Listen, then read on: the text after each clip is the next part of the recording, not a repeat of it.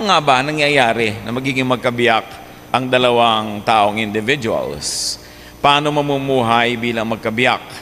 At yan po ang ating sisikaping buksan, halongkatin, halughugin at unawain. Husband-wife, love-hate, heaven-hell.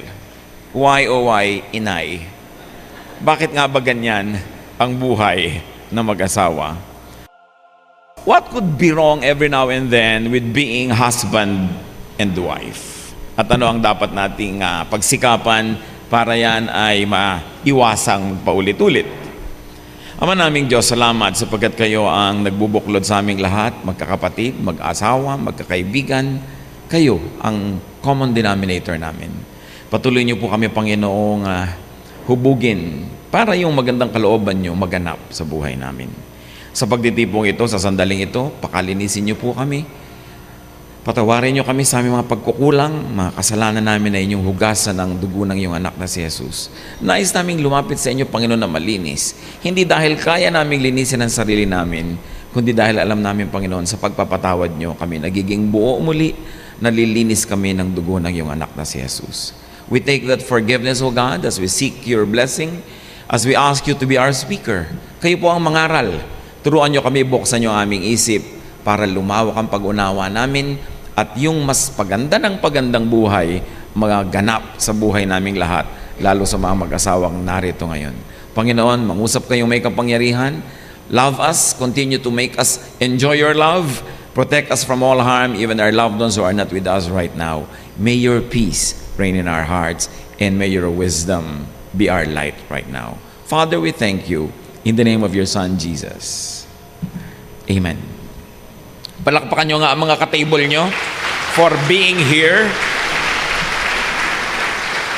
Parang sa mga ngiti nyo kayo na sa aking umagay, parang maraming mga naganap kahapon at kagabi. Talagang nagniningning ang mga mata ng mga couples. Iba talaga pag binabless ni Lord. But what's wrong with the idea of a better half? Many people call their husband or their wife better half. What could be wrong with the idea of the so-called kabiyak? One, you are a whole person without your spouse. Buo ka. Isinilang kang buong tao. 1 Thessalonians 5:23, may your whole spirit, soul, and body be kept blameless at the coming of our Lord Jesus. So inisa-isa na dito yung talagang kompletong rekado ng isang tao, body, soul, and spirit.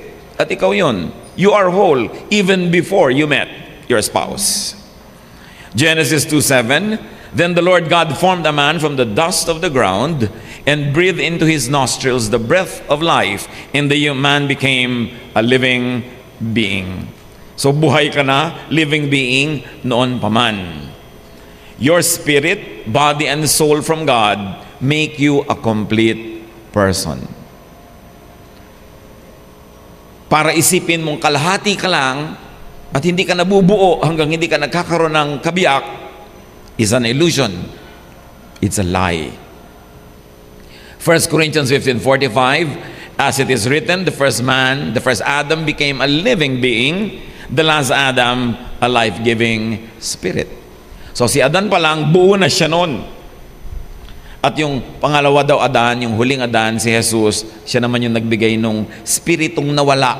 Dahil itong si Adan at si Eva at lahat tayo ay naligaw, nagkasala.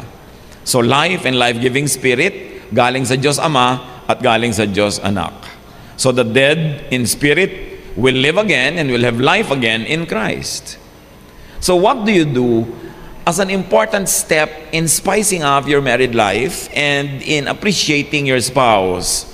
First, rediscover your wholeness in Christ.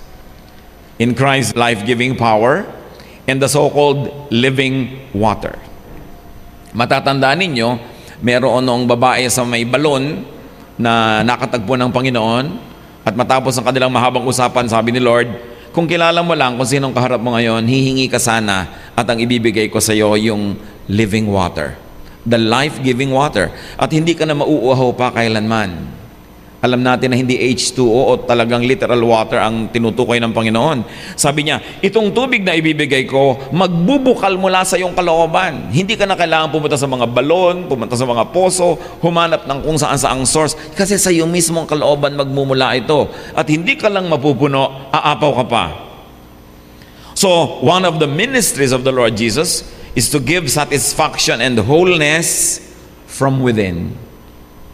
Galing sa loob, hindi galing sa labas, hindi galing sa ibang tao, hindi galing sa mga bagay-bagay, galing mismo sa loob. Kaya magiging malaya ka. Hindi ka nakasandal, nakapulupot, nakaasa sa iba. So be full of and overflow with your whole self. Then you will be fully whole. Then you will be able to now accept a partner and minister to a partner because you yourself are whole. Maraming partnerships doesn't work dahil yung mga tao hindi nila nare-realize na whole sila. Ang tingin nila sa sarili nila kulang at ang pampuno nila yung partner. So may tungkuling kang punuin ako kasi kulang ako. Ang nangyayari tuloy, lagi lang nabibigo dahil hindi na nang nagaganap. So, want a partner to have someone to give to, not to have someone to take from. Pagka nabuhay ka sa illusion na, I want to have a husband or a wife to complete me. Ibig sabihin, kailangan ko ng tao para ko siya kunan at ako'y punuin. At pag pumasok ka sa marriage, sa gano'n ng expectation, wala akong pera, kailangan kong magkaroon ng asawa na maraming pera o kumikita ng malaki. So nag-asawa ka para may magbigay sa'yo. Lumaki akong hindi minamahal ng mga magulang ko, kailangan maghanap ako ng magme-make up for that loss. Kailangan may magmahal sa akin.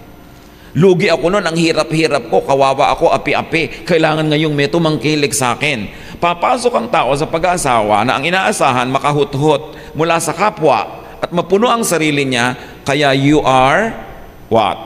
Designing destruction for yourself. It is not good for a man to be alone, sabi ni Lord.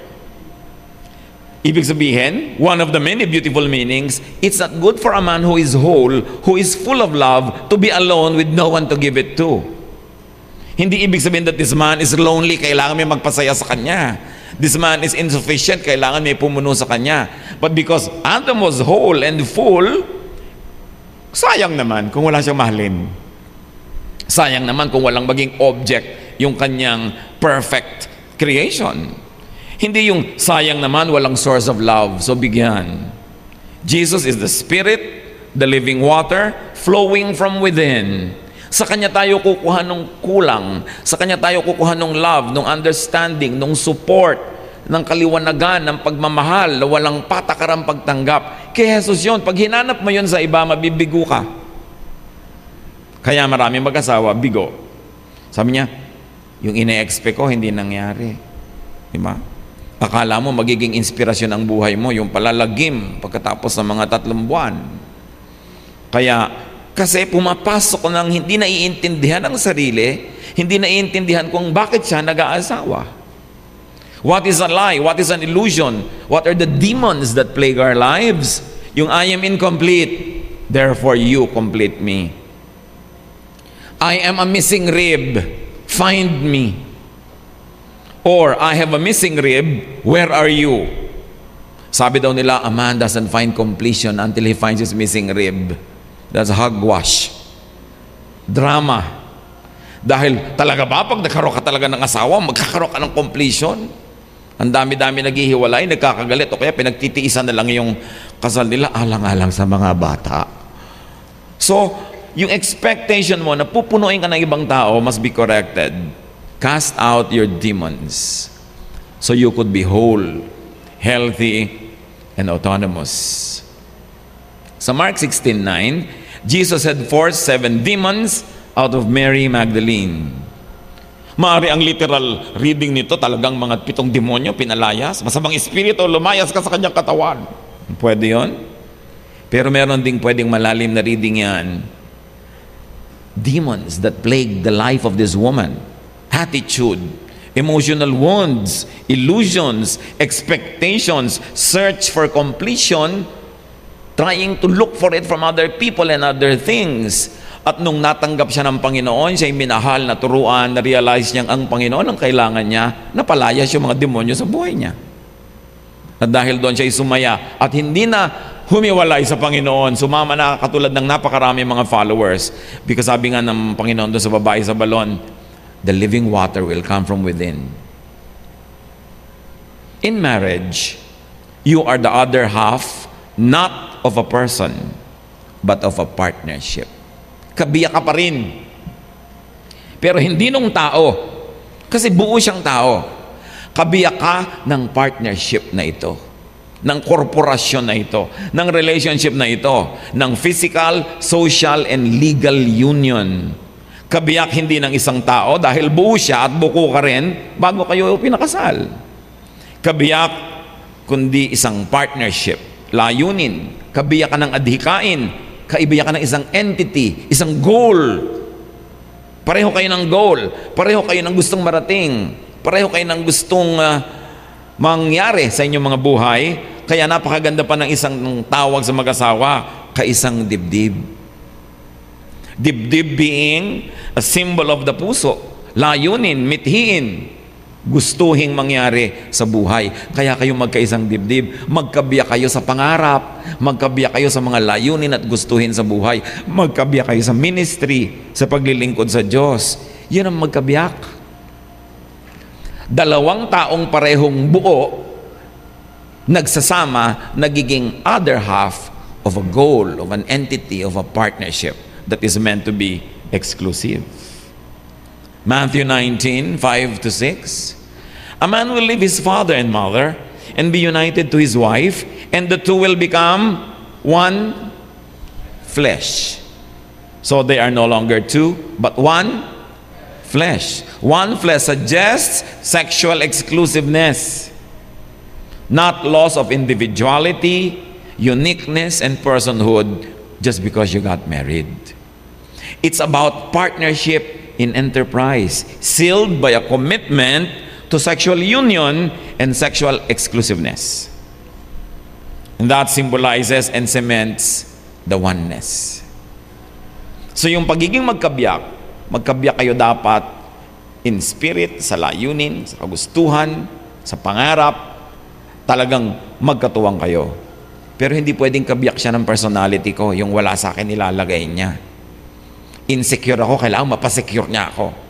Magagalitin ako, kailangan nandiyan siya para may mapagalitan ako. Di ba? Yung maiinitin ng ulo ko, kailangan may pagbuntunan ako niyan at siyang uunawa sa akin. Yun yung wrong meaning ng kabiyak. Kasi gamitan yun. Kulang ako, punuin mo ako.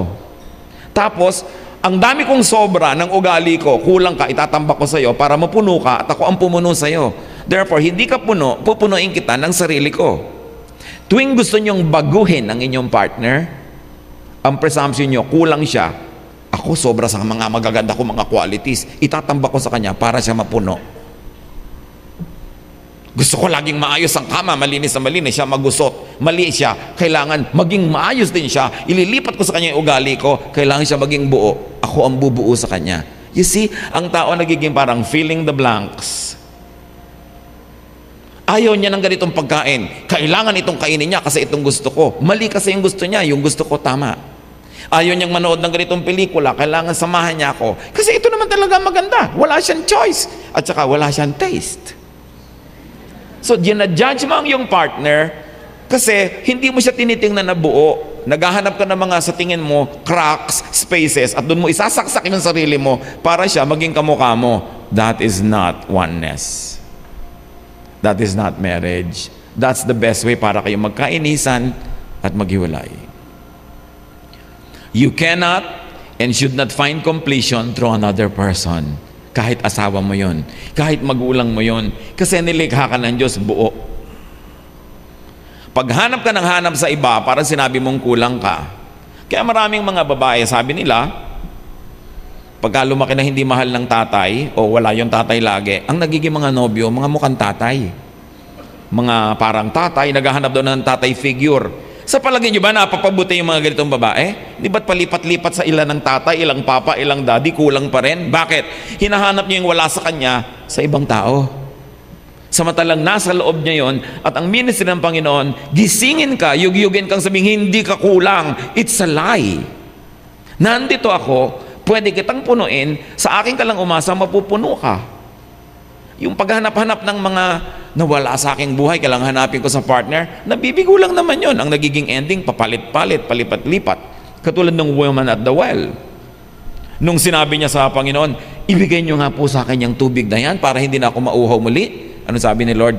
Tawagin mo asawa mo. Miss pa po ako? Sabi niya. Wala po ako asawa. At sabi ni Lord, tama. Kasi yung 5 lalaki nagdaan sa buhay mo, hindi mo naman asawa eh. At yung isang nasa bahay mo ngayon, hindi mo rin asawa. Tama ka. Wala kang asawa. Bakit inungkat ng Panginoon yon? Hindi siya para ipahiya. Ang gusto na pala ng babae, yung water na hindi nauubos, gustong ipakita ng Panginoon, akala mo nasa lalaki ang buhay mo lagi ka nakapulupot, nakasandal.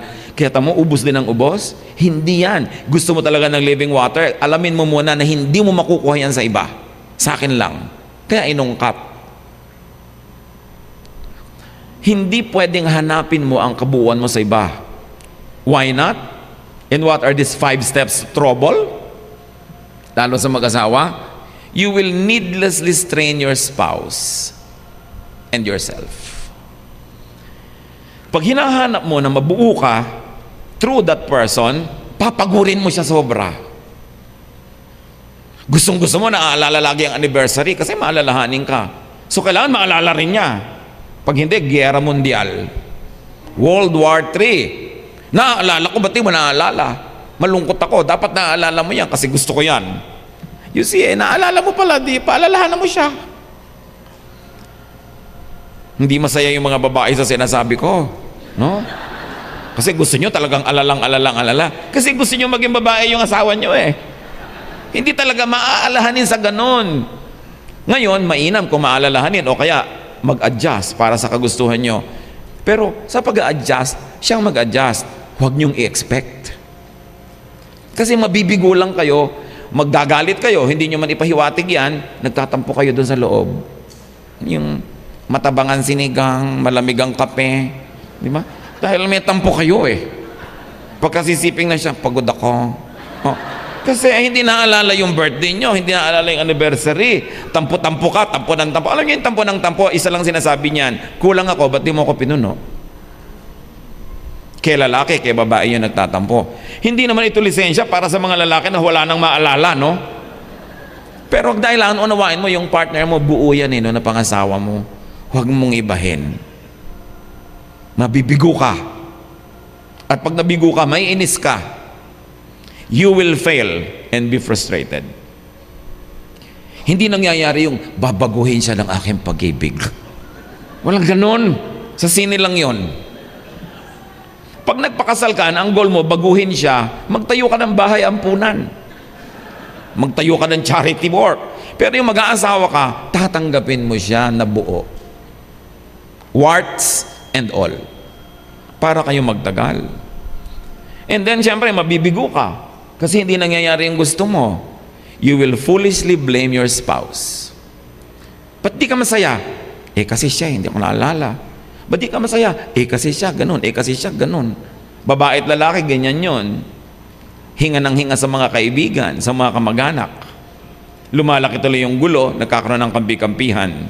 At pagpatuloy mo siyang laging sinisisi, you will develop resentment. Bakit ba ako nakapagpakasal dito sa pintor na to? Puro pagpipintang inaatupag, hindi kami yumayaman. Ang mga dati kong classmate, mga pinsan ko, mga may kotse na, may bahay na, kami wala pa. Kasi siguro yung napakasalan nila, mahilig gumawa ng pera. Yung napakasalan mo, mahilig magpinta. So either you change husbands, or you change your attitude. Mabuti ngayon kung yung asawa mo ang mag-isip na, papalitan ko nga ito para pasayahin yung asawa ko. Pero kusa yan, hindi yan naiutos. At hindi yan nasusustain pag inuutos mo lang. Once you develop resentment, resentment leads to all kinds of evils. Nandyan na yung hindi ka na ganadong maglinis ang bahay, ayaw mo na umuwi, ayaw mo na magpakita. Nandyan na yung nagyayabang yung asawa mo sa harap ng mga kaibigan, nakasimangot ka gano'n, yabang niyan, di totoo. Yung gano'n. Yung mga babaeng nakasimangot habang nagyayabang yung lalaki, bitin lang yon.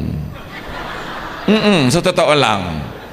Kasi pag masaya yon, sa umaga talaga, tipit-tipitin, tipitin. At pag nagyayabang ka, pumapalakpak pa yon. Diba? Kaya mga kalalakihan, pagka nagyayabang-yabang kayo ng konti, nakita yung asawa nyo nakasimangot, bitin. Kasi kaya niyang patawarin lahat ang pagkukulang niya sa buhay. Basta siya tipit-tipitin. Now, how to be a good half of the partnership? Not half of the person, ha? Whole siya, whole ka rin. But you are half of the partnership. Be a good one whole yourself. Kailangan mo na you are at peace with yourself. Because you cannot give what you do not have. Most of the time, you are not able to give to your partner because you don't really have what it takes. Dahil ang dami mo pang issue sa buhay. No? Ang dami mo pang angst. Ang dami mo pang mga multo na dapat palayasin sa buhay mo. Kaya tuloy ang napapalayas mo yung asawa mo. Kasi nalilito ka na kung sino talaga yung bida at kontrabida dyan. Know that you are and you can be whole without your spouse. Hindi ko tinasabi na mamuhay kayo magkahiwalay, dangerously independent of one another, but what we're trying to say is don't be dangerously dependent of each other. You were not created to be dependent. You were created as a whole. No? So, this will not take the love out. It will only take the pressure off. Kailangan walang pressure. Isa pa na mission ni Lord, sabi niya, come to me all of you who are tired and heavy laden, I'll give you rest. Dapat restful ang samahan nyo. Hindi struggle. Hindi laging tension and stress. But if you have very high expectations of each other, life will be a performance. It will not be restful. Then people will find rest elsewhere. Dapat kasi payapa, tahimik. And it comes with unconditional acceptance. Develop your wholeness. Psalm 139:14. I praise you because of the wonderful way you created me. Everything you do is marvelous. Of this I have no doubt. Ano sabi? Ang ganda-ganda ng pagkakagawa niyo sa akin. At hindi yun yabang pagkilala sa pagiging tama ng Diyos sa paglikha. So, you are wonderful. But that's not only the story. No? That's only one half of it. You know the other half? Tingnan niyo ang asawa niyo ngayon. Dali. Your spouse is wonderful too. Kasi nilikha din siya ng Diyos. Palakpakan niyo ang inyong spouse. Siya, tingnan niyo. Eye to eye, you are wonderful. Ngayon, pag lagi niyong gustong baguhin, ibahin, maging kamukha niyo ugali, kamukha niyo style, kamukha niyo yung standard, hindi kayo nawa-wonderfulan. Sasabihin niyo, kulang ka. Tularan mo ko, maging katulad kita para maging buo ka. Yun ang yabang. Acceptance. Na mahanap mo na yung spouse mo, iba sa'yo, pero wonderful. At kung ang tagal-tagal nyo na magkasama, hindi mo pa nakikitang wonderful siya, kalugin mong utak mo para ka magising. Dahil sabi sa Bible, everybody is wonderful. Pag yung asawa mo pa, hindi mo nakakitaan nun, lugi ka, lugi siya. Kawawa naman kayo. Tapos lalo kung ang hinahanap mo yung kapintasan, gulo. Ang hanapin mo yung wonder. Yung salamat na lang di kita kamuka. Kung aaminin nyo naman, ang dami nyo masasabang ugali, di ba? Lahat tayo. Bakit gusto nyo maging kamukha nyo yung asawa nyo? Salamat, iba siya. And celebrate that difference, that variety, instead of complain about it and try to make him or her a clone of yourself. James 1:4, let steadfastness have its full effect, that you may be perfect and complete, lacking in nothing. That perfection and completeness comes from God, who is God of variety. God is not a God of sameness. No two people are the same. Kung mapapakasalan mo, kamukha mo lang, i-duplicate mo lang yon, hindi mo kailangan. Kailangan mo talaga iba. Mula ngayon, mga kapatid, kung meron kayong pagkakaiba na naiinis kayo o nagiging source ng stress, turuan yung sarili nyong appreciatein yun. Pag tiningnan nyo, binuksan nyo yung mata nyo, ipapakita sa inyo ng Panginoon that your spouse is really wonderfully made. And then, madadagdagan yung amor mo, madadagdagan yung excitement mo, hindi yung stress. Sasaya kayo lahat. So, contribute to the partnership as a whole person. Remember, a whole person, not a demanding one half. Always insisting, I want nobody but you. I want nobody but you. yun, kulang ako, I want nobody but you. Naiinip ako, patawanin mo ako, nalulungkot ako, pasayahin mo ako. You know, you. Ikaw lang ang gusto ko. You know, dapat kay Lord kinakanta yan, I want nobody but you. Tapos mapupuno ka, you will be ready to minister and you will be open to the ministration of your partner. Huwag nyo sa kanya iasa lahat ang inyong isasaya. At huwag nyo sa kanya isisi lahat ang ikinalulungkot nyo sa buhay. No? Huwag nyo sisisihin. Do not depend on your spouse for wholeness. Depend on God and what God gives you. Philippians 4:13, I can do everything through Him who gives me strength. So who gives strength? The Lord. Huwag niyong kunin yung strength from another person. Bagan pa paminsan-minsan, nagkaka-inspirasyon tayo. Pero nakalilimutan natin, ang Diyos ang pinagmumula ng strength. Siya ang pinagmumula ng lakas ng loob. At pag yan, dinibdib mo, hindi naman nawawala ang Diyos kahit kailan, di ka mauubusan ng strength. But when you say, I want you, you feel my need, you answer my questions, you be there for me. Kahit gustuhin ng tao, hindi niya lagi magagawa yon kasi he is limited by time and space. Kaya kailangan, habang nakikipagmahalan ka, meron ka ring buo na konsepto ng sarili na buo yun kahit wala siya. Hindi para hindi mo siya kailanganin, kundi para huwag mo siyang laging inag. Para lumuwag ang mundo niyong dalawa at mas maganda yung climate of your romance.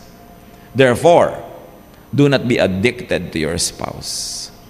Do not be addicted to your spouse for wholeness, for satisfaction. Do not depend on him or her for fixes. Addiction is not the way. Kailangan nakakaimbento ka ng saya nang wala siya, lalo't kung hindi niya kayang nandun. Dapat nakakaimbento ka ng ibang kalibangan, kahit na siya sana ang gusto mong libangan. Pero hindi naman laging pwede. Huwag kang maging addict. Kasi pag naging addict ka, ang mahihirapan yung tao. Sobrang magiging demand mo, lagi ka rin mabibigo. What causes addiction to another person? What causes addiction to romance, to partnership? When you think that another person or romance or partnership seems to offer an answer to grave feelings of fear, need, and lack and incompleteness. Yung parang kailangan ako kumpleto lang ako pag nandyan siya. Maa-addict ka. Ang problema sa addiction, high ka ngayon, low ka mamaya. Kasi andyan lang yung pleasure habang nandyan yung agent of pleasure. Paano kung wala na? Di, kailangan mo na ng ibang fixes. Kailangan mo na ng mga ibang pampahay sa buhay. Kaya iba, naiinip. Bakit ka nagkakasino, misis? Naiinip kasi ko, nasa abroad ang asawa ko. Yan pala, nag-a-abroad na nga, hirap na hirap, magkakasino ko pa, lungkot na lungkot ako. Ba't di ka mo pasayahin ang sarili mo? Wala kasi siya. So ang nangyayari tuloy, pag wala siya, maghahanap na ng second substitute. Yung mga nasa abroad din, ang daming nangyayaring ganyan. Pares-pares doon abroad. O bakit? Kasi namimiss ko ang asawa ko. Paano? Sinanay mo yung sarili mo na kung wala yung asawa mo, hindi ka na nakatayong puno. Para kang baging, kailangan mo lagi ng balag. Kailangan mo lagi ng pupuluputan. Paano kung wala? Di pupulupot ka kahit kanina lang dumaan. Mahirap yung dependent ka on other people. Yung sinasabi natin ito na emotional autonomy is not to declare to your partner, I don't need you. Pero dapat meron kang sariling matigas, matining na gitna na loob, na center. Nandyan siya o wala, nakatindig ka. Pero mas masarap na nandyan siya. Kasi nasisira yung pagkatao mo pag sobra kang addict sa yung partner. This expectation is doomed to fail. Because one derives a sense of selfhood, wholeness, meaning and value, and strength from outside of themselves. Hindi pwede yun. It's an externally derived sense of identity. Sa Spain nga, ang mga babae doon, kahit nag-aasawa, they maintain their family name. Halimbawa, ikaw si Mercedes Santos. Ikaw pa rin si Mercedes Santos, pinapakilala ka, Mercedes Santos. Pag gustong sabihin yung asawa mo halimbawa, De La Cruz, ito si Mercedes Santos de La Cruz. Or de Vega. Ganon. Hindi nawawala yung identity nila. Hindi ko sabing ganyan ang gawin nyo. But it's an example na you maintain a little bit of yourself. So that you are ready to give, not always to ask. Yung iba naman, ang sense of meaning nila, wealth. Kaya pag hindi sila wealthy, parang wala silang sense of meaning. Title or position, power, image, looks, approval of others, admiration of others. Pag wala yun, parang wala nang kwenta yung pagkatao nila. Magkakamag-anak lahat yan. Things and people outside of you that you depend on for your own meaning, you've got to declare independence from those because you are dependent only on God. Ang mga taong ibinibigay sa atin, dagdag, pero that they are not meant to replace the position that God has in our hearts. Kaya nga lagi ko sinasabi, dapat ang Diyos ang number one sa buhay ng mag-asawa. Hindi yung misis, hindi yung mister. And sa mga misis, nagre-reklamo, sabi, number 2 po ako. Alam mo, pag number 1 ka, pwede. Pero pwedeng may number 2, number 3, number 4, number 5. Pero kung number 2 ka lang, dahil number 1 ang Diyos, wala nang number 3. Dapat goal maging number 1 ang Diyos. Kaya priority ng mag-asawa to keep themselves together is always worship God together, to grow spiritually together, because as long as God is the center of your life, you will be whole. You will be full. It's a goal. Pag sobra kang umaasa sa asawa, stressful. Meron pang ayaw kumain pag wala pa yung asawa. O bakit hindi ka pa kumakain? Na kasi iniintay kita eh. Either talagang napakalabing ng babaeng ito o na mamanipulate. Kailangan makauwi ka. Kung hindi, mamamatay ako sa gutom. Hunger strike yun. Di ba? Yung kaya tuloy, hirap ka na, darating ka para lang makakain na siya. May pressure. Di ba ang sarap nung hindi mo pinapressure pero nandyan? Kasi gusto, hindi dahil para wala na lang away. Yung mga ginagawa para wala na lang away, natutuwa ka pero ang babaw nun, mas malalim yung kaligayahan mo pag isinusukong kusa, ibinibigay ng kusa without your demand. Napakahalaga na magkaintindihan kasi yung 20, 30, 40 years ang mag-asawa, they quarrel about the same things as if they were married last week. Yan ang dapat kantahan ni Gary Valenciano ng di na natuto. Sa inyo ang premyo. Di ba? Hindi na natuto. May mag-asawa, magkaaway na naman kayo. Lumang-luma na yung pinag-aawayan nyo. Hindi nyo na maayos. Ayaw naman maghiwalay. So dapat ayusin. Yung search ng meaning outside of yourself causes overdependence. Possessiveness. Siyempre, pag nakaasa ka sa isang tao sa meaning, you become possessive because you protect the meaning na nakukuha mo sa kanya. And because of that, you become jealous. And jealousy, of course, is because of fear. Fear of losing. So yung taong sobrang magmahal, ang kakambal ng buhay niya lagi, takot. Takot na maagaw ng iba yung minamahal niya, o kaya agawin ni kamatayan. Takot na takot kang mawala siya. So lagi ka nalang takot. Bakit ka pa nagkaroon ng love, binigyan ka ng Panginoon ng mamahalit magmamahal, ang buhay mo, puro takot na lang. Pag wala siya, siguro may kasamang iba. Pag ginagabi, siguro ganyan. Kahit nasa banyo siya, bulatlat ka na bulatlat ang wallet, ang mga cellphone, naghahanap ka ng mga ebidensya, kung yung takot mo ay totoo. It can happen. Sayang naman, ang iksi-iksi ng buhay, pupunuin mo ng tension and fear. And when you're already fearful, you become irrational. Kahit wala ng multo, nakaka-imbento ka na ng multo. Mamaya yung kainan nyo, naging awayan na. Although mga babae, syempre, kung minsan pag may kutob naman kayo, totoo yun ha. Kaya kailangan nakikinig din kayo sa kutob. Yung nagagalit pa yung mister nyo, naku, nagagalit-galit na lang yun para huwag matanong. Di ba? So magtanong kayo, right nyo yun. Pero ang mahalaga, huwag kayo maging irrational. Huwag yung parang wala ka ng buhay pag nawala siya. Kaya siya yung lalaki, kaya siya yung babae. Kasi aasa ka ng gusto. At pag nakasandal kang todo sa isang tao, di ba nangangawit siya? At pag nangangawit siya, anong gusto niya? Pahinga. Mapapahinga lang siya pag nawala ka. So anong gusto mo? Wala ka. O malayo sa'yo kahit sandali, makapagpahinga. So nakakapagod ka bang kasama? Mga misis, tanong nyo nga sa mister nyo, nakakapagod ba akong kasama? Sige na, dali. Huwag mo na kayo sasagot mga mister, baka may mag-away pa. O mister, magtanong kayo sa misis nyo, nakakapagod ba akong kasama? Yan ang importante yung tinatanong. Pero alam nyo, mga kapatid, kung may pakiramdam kayo, di nyo na kailangang tanong yan. Dapat kayo magtanong sa sarili nyo, manalamin kayo, nakakapagod ba akong asawa? Di ba yung, wala na ba akong tigil ng ka-expect, ka-demand na maging tulad ko siya? Pero 20 years na namin pinagtatalunan to. So dapat, either magpalit ka ng asawa na hindi advisable, o magpalit ka ng ugali, which is doable.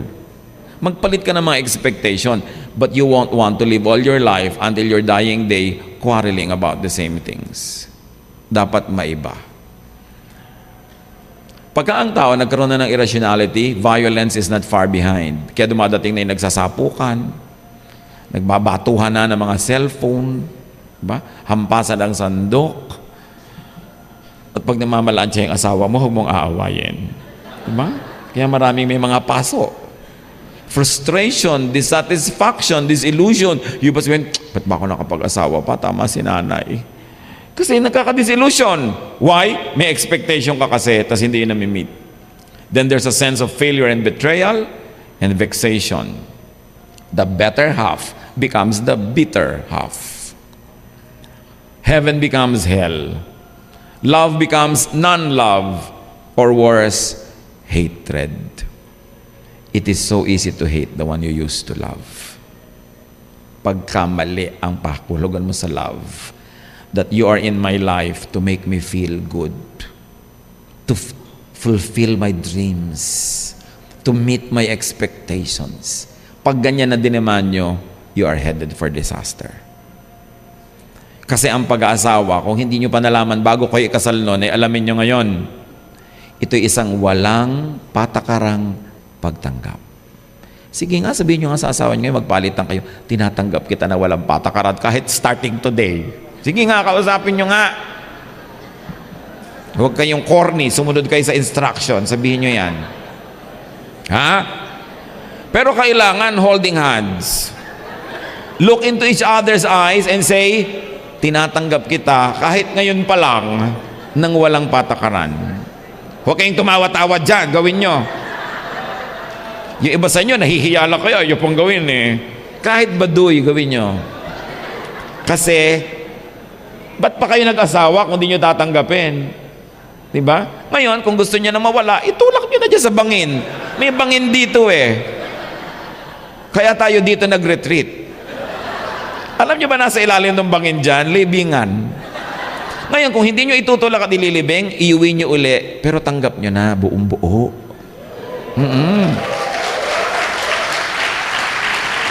Kahit na ito yung hihiga siya, nalulukot ang buong kama, di bali na.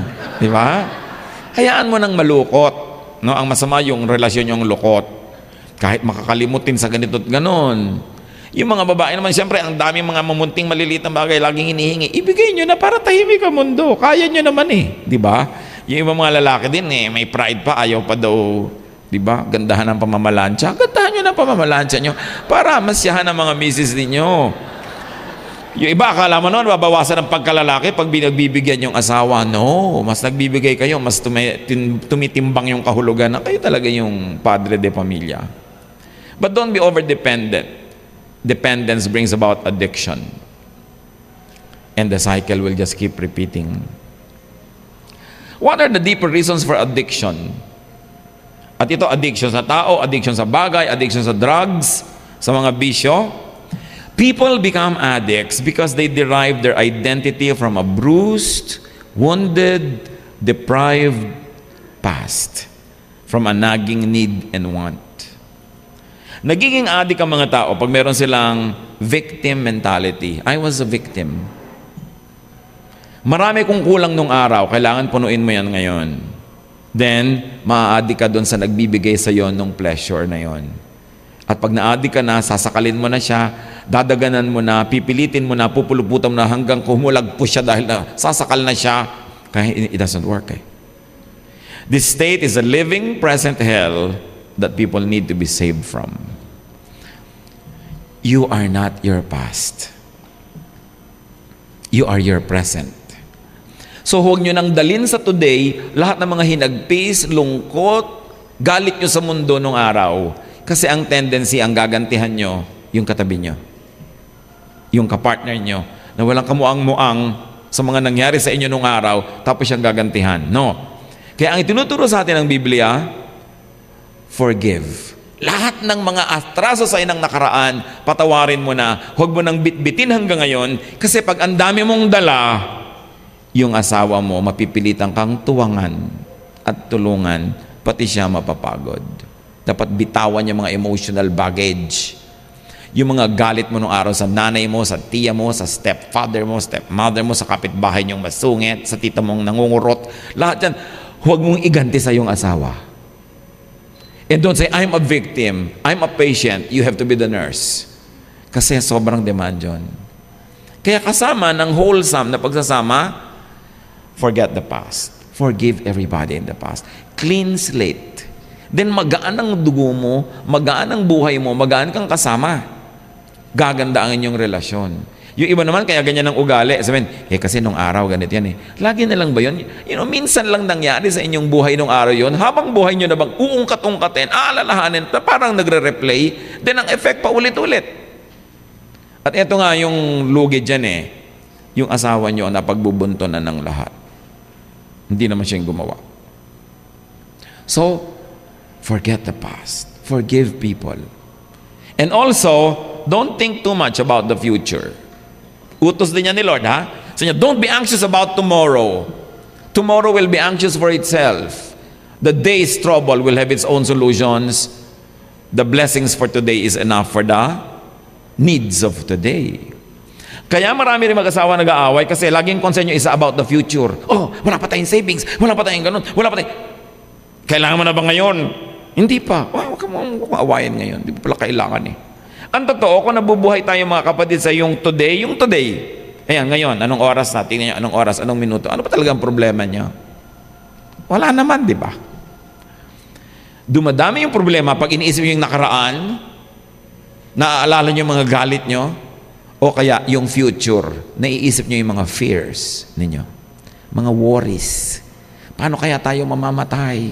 May savings ba tayo? Paano pag nagkasakit tayo? Alam niyo sabi ni Lord, tomorrow will be anxious for itself. Bakit? Kasi bawat problema may kasamang solusyon.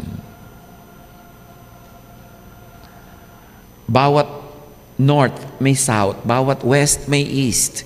Bawat up may down. Bawat cold may hot. Lahat may kakambal. So ano kakambal ng problem? Solution. Pag walang solution, hindi problem. Tanggapin nyo. Hindi problem yan. Huwag yung solvent. Kasi wala palang solution. Pero pag problem, may solution. Eto ngayon. Yung problem nyo bukas palalabas yung kakambal na solusyon. Hindi ngayon. Kasi wala pa siya eh. Pero pag fast forward nyo yung problem bukas, iniisip nyo ngayon, hindi nyo naman makita yung kakambal na solution. That's why you worry. Kaya ang tanong ko, may problema ba kayo ngayon? Paano kaya ako mamamatay? Saan ako ililibing? Patay ka na ba? Hindi. Sigurado pag namatay ka, may maglilibing sa'yo. Huwag mong problemahin yon. Diba? Mangyayari at mangyayari yon. Bakit ko ito inuungkat? Maraming away ng asawa tungkol sa future. Paano yung huhulugan natin next month? Next month na ba? Hindi ko sinasabi huwag kayong magplan o magtrabaho. Because if you do your today well, tomorrow will take care of itself.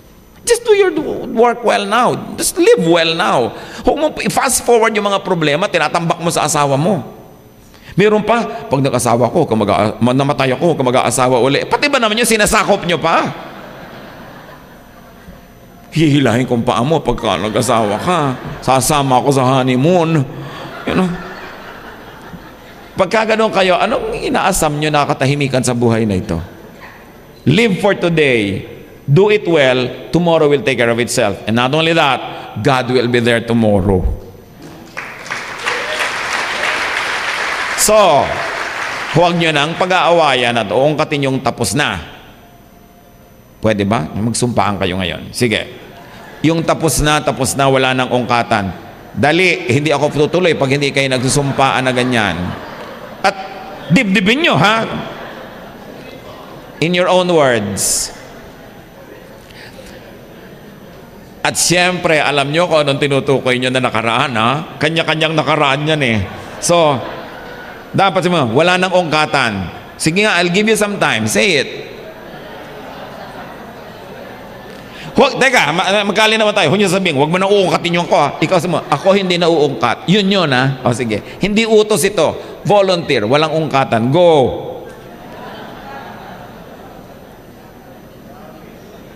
Pero huwag na namang, wala na ring ulitan, ha? Dapat wala nang ulitan. Walang ungkatan, walang ulitan. Okay? Ha? Deal? O deal?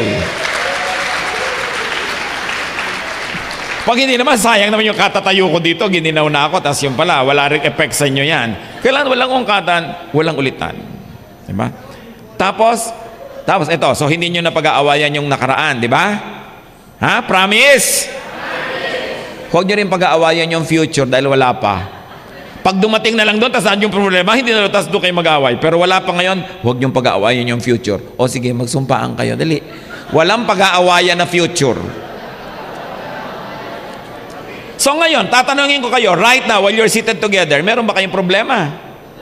O, so wala kayo dapat pag-aawayan. Bukas, marirepeat yung today. Kasi yung bukas lang ang haharapin nyo pag nandun na yung bukas. Kakalimutan nyo rin yung ngayon. Kakalimutan nyo sa makalawa pa. Yun ang tatahimik ang buhay. Yun ang sabi ni Lord, no? Salvation. Salvation from the past. Salvation from the oppression of the future. Live for today. That's why the Lord says, today is what is important. Pag kayo nabuhay for today, ang daming mawawalang bigat sa inyong buhay. At bakit nyo dapat alisin? Kasi habang hindi nyo inaalis, dinadagan nyo rin naman sa partner nyo yon, hindi nyo rin sosolohin. Kaya gumugulo ang buhay. Identify yourself with the blessings of today, not with the deprivations of yesterday, and not with the concerns and worries of tomorrow. Kailangan, because identified wants and deprivations of the past, people tend to look for the answers in their partners. They search for their missing rib, nagiging rip-off tuloy. And then they search for that soulmate, nagiging checkmate ang buhay. Kasi hinahanap mo yung soulmate. Ano yun? Wala yun. Yung sarili mo, ang soulmate mo, kasi ikaw ang dilikha ng Diyos na buo. Huwag kang maghanap na maging shot, ikaw, match na match. It's a lie. Huwag kang maging sobrang romantic at madrama. Don't seek completion because it's unending and the demands are very high. Completion is in God. So, anong dapat natin gawin? Naghahanap ka lagi. When you always look for the answer to your partner, don't forget that your partner could also be looking for an answer. So nobody will answer anybody. Magigi ka lang selfish at gagamitin mo siya for your ends. What is the result? When you're addicted to someone and you want someone to please you, you want to change one's character. You know, wanting to change one's partner. Kung gusto mo siyang palitan, papalitan mo siya. No? Gusto mo siyang palitan mo yung ugali niya. Pwede mo bang palitan ng isang tao? Anong sabi ni Karen Carr? So, walang patakarang pagtanggap. Everything or nothing. Hindi pwedeng tailor-made. Love can never be designed. So, either you change one's partner, or many people look for many part-time partners, or they keep changing partners, like the woman at the well. So, tanggapin. Kahit naman palitan mo, yung makukuha mo uli, hindi na naman yun ang perfect ideal mo, wala ka lang tigil. Hanggang butot balat ka na at inaago ka na ni kamatayan, naghahanap ka pa, Facebook ka pa ng Facebook, I'm single. Diba? Yung nakakalat ka pa sa lahat ng bar, may tungkod ka na.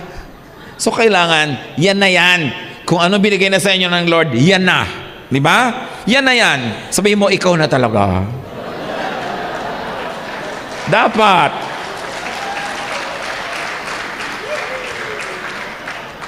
So, what needs to be done to be a good spouse is to get saved from the past through the forgiveness of others and of self. Yun ang binabanggit natin kanina pa. You need to get saved from identification with your past or your trauma, the trauma of your body and soul. And you've got to realize wholeness in the spirit through enlightenment.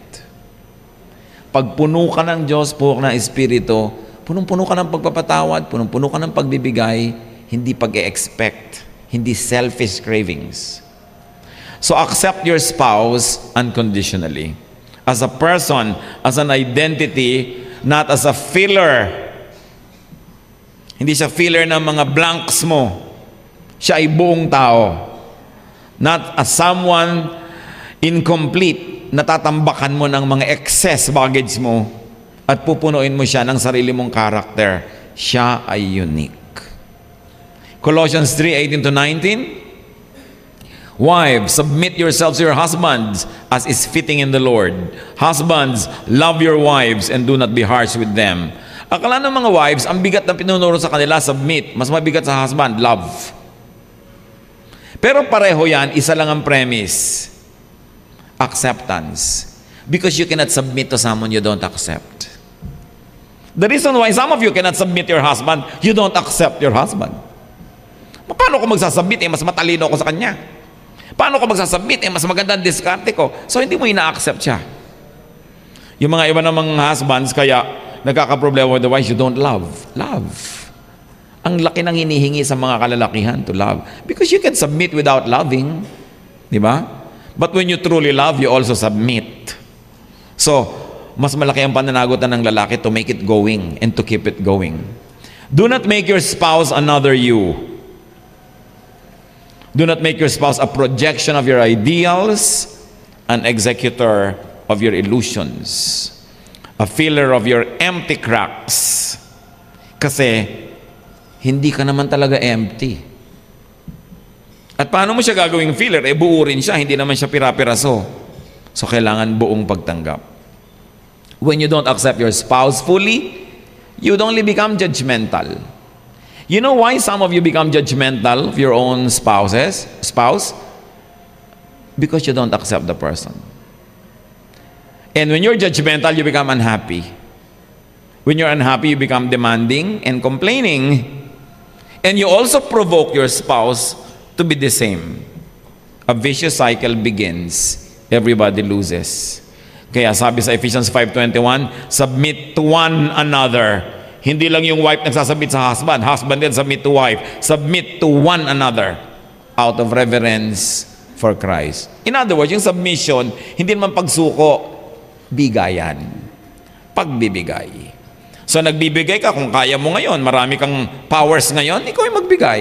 Bukas, wala siya, siya naman ang pagbigyan mo. Bigayan. Submission kasi hindi pagpapaalipin, pagpapaapi, pagpapakawawa, pagpapakahamak. No! Pagbibigay. Submission of your ego to another. O sige, pagbibigyan kita. Body language naman will tell you na, hindi ko kaya magbigay ngayon, napagod na pagod ako, punong-puno ako. So ikaw naman pagbibigyan ko. Bukas ako naman, bigayan. Yan ang mahalaga. Always put God in the center of your partnership. And you cannot be wrong. Put the spirit of your spouse, which comes from God, as priority for you. No? Two one-half persons cannot make a one-whole person. Hindi magmamatch. Two non-whole persons cannot make a one-whole partnership. Dapat two whole persons, they can make one whole partnership. Realize your wholeness, contribute a whole you, and accept, receive, and enjoy your whole spouse. Kaya nga, husband, wife, love, love, heaven, heaven, fun, fun, hugs, hugs, muwa, muwa. Mabuhay kayo, mga mag-asawa.